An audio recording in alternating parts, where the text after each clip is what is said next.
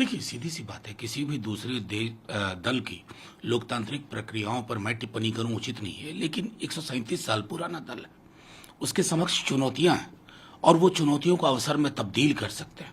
और मेरा मानना है कि अभी भी देश के स्तर पर हमारे नेता तेजस्वी जी, लालू जी दोनों लगातार दोहराते हैं कि देश के स्तर पर कांग्रेस का कोई विकल्प नहीं है, तो उसका फुटप्रिंट बरकरार रहे, उनके इंटरनल जो भी इश्यूज हैं वो रिजॉल्व हो, जिसमें कि बहुत महत्वपूर्ण कड़ी है अध्यक्ष का चुनाव। मैं समझता हूं कि मैं उस दृष्टिकोण से देखता हूं, चुनाव संपन्न हो, जो भी हो, कांग्रेस आगे बढ़े।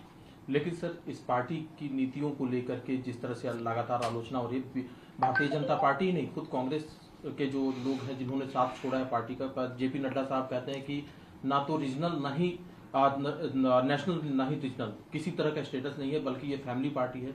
गुलाम नबी आजाद अपना दर्द बयां कर चुके हैं, वो कहते हैं कि वो उन्होंने पार्टी लीडरशिप पर जिस तरह से ब्लेम किया, ऑफिस बियरर पर जिस तरह से ब्लेम किया है, क्या कहना है? देखिए, मैं सीधे तौर पे कहता हूं कि जब किसी भी पार्टी का, और मैं बार बार दोहरा रहा हूं, इस साल जब पुरानी हो जाएगी ना, उसके सामने एजिंग की भी प्रॉब्लम होती है, पुराने और नए के बीच में समन्वय की दिक्कत होती है।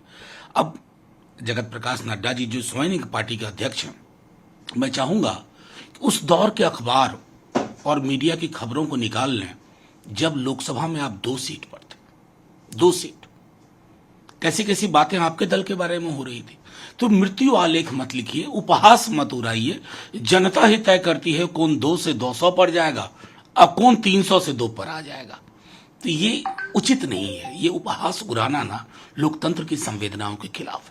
सर, कुछ जिसके अनुसार 2021 में दिल्ली सबसे ज्यादा अनसेफ रही है लड़कियों के लिए, महिलाओं के लिए, और हर रोज कम से कम 2 माइनर गर्ल का रेप हुआ है 2021 में। देखिए, मैं इसको सिर्फ लॉ एंड ऑर्डर के दृष्टिकोण से देखूंगा तो उचित नहीं होगा। पूरे देश में इस तरह की घटनाओं में वृद्धि हुई है। क्या हुआ है?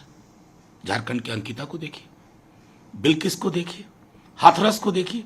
ये हमारे समय के 75वें वर्ष में आजादी के ये नए मानक उभर रहे हैं कि एक तरफ हम 1 कदम आगे ले रहे हैं, 20 कदम पीछे जा रहे हैं। बड़ी बड़ी बातें हैं, बेटी बचाओ, बेटी पढ़ाओ, क्या है भाई? जमीन पे क्यों नहीं उतर रहा है? यानी कि आपकी नीति और नियत का ट्रैक्शन नहीं है। 2 तरह की बातें होंगी, समाज बीमार होता जाएगा। मेरा समाज बीमार हो गया। अगर इस बीमारी का इलाज नहीं ढूंढा गया तो मैं समझता हूं बड़ी मुश्किल होगी।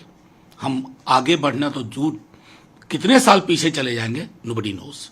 सर, झारखंड का आपने जिक्र किया है, तो घर में घुस करके जला दिया गया, वहां पर आपकी पार्टी खुद सरकार में हिस्सेदार है, तो कानून व्यवस्था की जवाबदेही तो आपकी बिल्कुल। मैंने शुरू में ही कहा, अगर आपने मेरे बयान को देखा हो, आहत हूं, चाहे झारखंड की अंकिता हो, हाथरस की बेटी हो, बिल्किस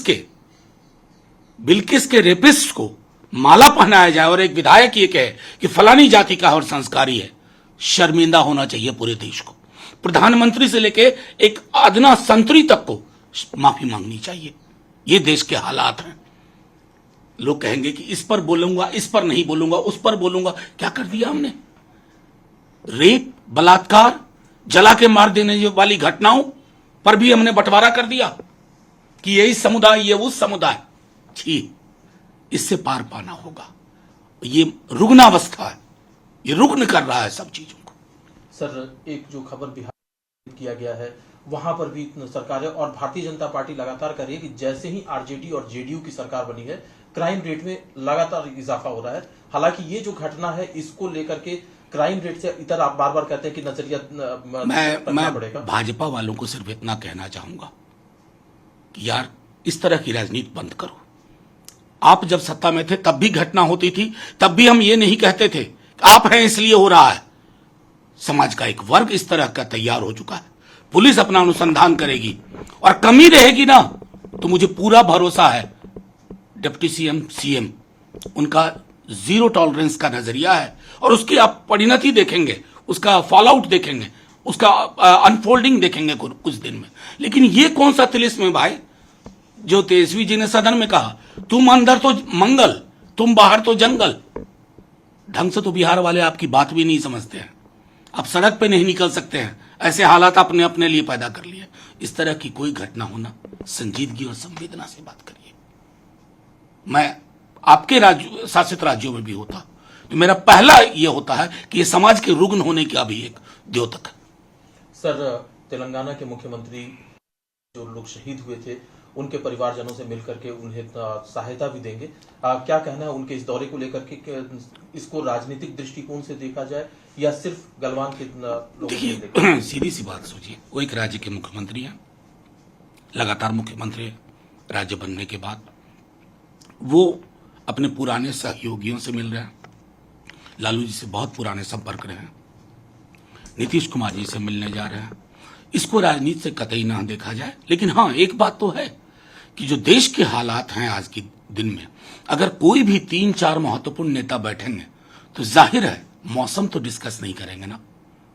हाँ, वो वाला मौसम डिस्कस करेंगे कि देश को क्या कर दिया है, कहां लाकर रख दिया है इन लोगों ने, और फिर भी कहते हैं कि हम ही हैं, हमारे अलावा कोई नहीं। तो ये जो हम ही हम हैं उसका तो कहीं काट होगा ना।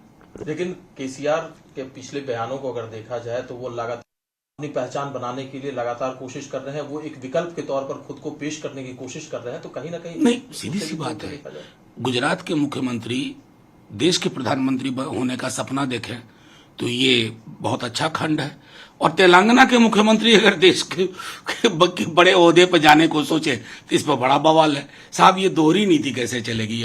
सहकारी संघवाद है, संघों से, सारे राज्यों से मिलकर के संघ बना है, तो हर कहीं नेशनल और रीजनल की ये बाइनरी उचित नहीं है। सर, लेकिन आप जैसा कह रहे हैं कि मौसम ये डिस्कस जरूर होगा कि देश को कहां से कहां लेकर के आए, लेकिन रक्षा मंत्री राजनाथ सिंह का जो बयान है, एक मोदी जी ही है जो कि पूरे देश के लोगों को, पूरे हिंदुस्तानियों को वो समझते हैं और अच्छे तरीके से समझते हैं। मैं क्या कहूँ, राजनाथ सिंह जी तो उस दौर के अटल जी, आडवाणी जी के दौर के नेता हैं, उनसे वो, अब अगर उनको भी ये सब कहना पड़ रहा है, मैं तो समझता था कि वो दिल की बात करते हैं, बेबाकी से अपनी बात रखते हैं, लेकिन वो भी गजेंद्र शेखावत जी, जो उन्होंने कहा कि किताब गीता की तरह है, अब जाहिर है किसी की भावना ठेस नहीं हुई, गीता को रिप्लेस कर दिया मोदी जी वाली किताब। मैं तो कहता हूं बेकार ये छोटे मोटे बयान देकर के समय खर्च कर रहे हैं। एक प्रस्ताव लाइए, 10 अवतार तो विष्णु को हो गए, कह दीजिए कि 11वें अवतार नरेंद्र मोदी जी हैं। इस आशय का एक प्रस्ताव पार्लियामेंट में भी ले दी, डेली का किचकिच खत्म, परमानेंट 11वें अवतार है, हम भी हिचक के साथ ही मान लेंगे। तो लेकिन कपिल सिब्बल साहब तो कह रहे हैं ना कि मोदी जी सबको समझते होंगे, सारे भारतीयों को, लेकिन सारे भारतीय मोदी जी को समझते हैं, इसमें उनको संदेह नहीं। मैं तो थोड़ा एक आगे उनसे चला गया ना, मैं तो उनको 11वां अवतार कह रहा हूं कि प्रस्ताव ले आइए किसी धर्म संसद से। आपके पास तो बहुत थोक के भाव में धर्म संसद बिठाते हैं इधर उधर, जो उल जलूल काम करते हैं, उससे बढ़िया ये बढ़िया प्रस्ताव बनाइए कि 11वें अवतार है मोदी जी। तो डेली का जो ये है ना कि महात्मा गांधी से बेहतर समझते हैं, उनके बाद ये किचकिच खत्म, सेटल कर दीजिए इसको।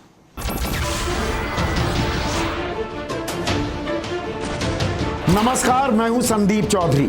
अगर आपको ये वीडियो पसंद आया हो तो इसे लाइक और शेयर जरूर करें, और हाँ, हमें सब्सक्राइब और फॉलो करना ना भूलें ताकि आप देश और दुनिया की कोई खबर मिस ना करें। तो जुड़िए हमारे साथ और देखते रहिए News 24।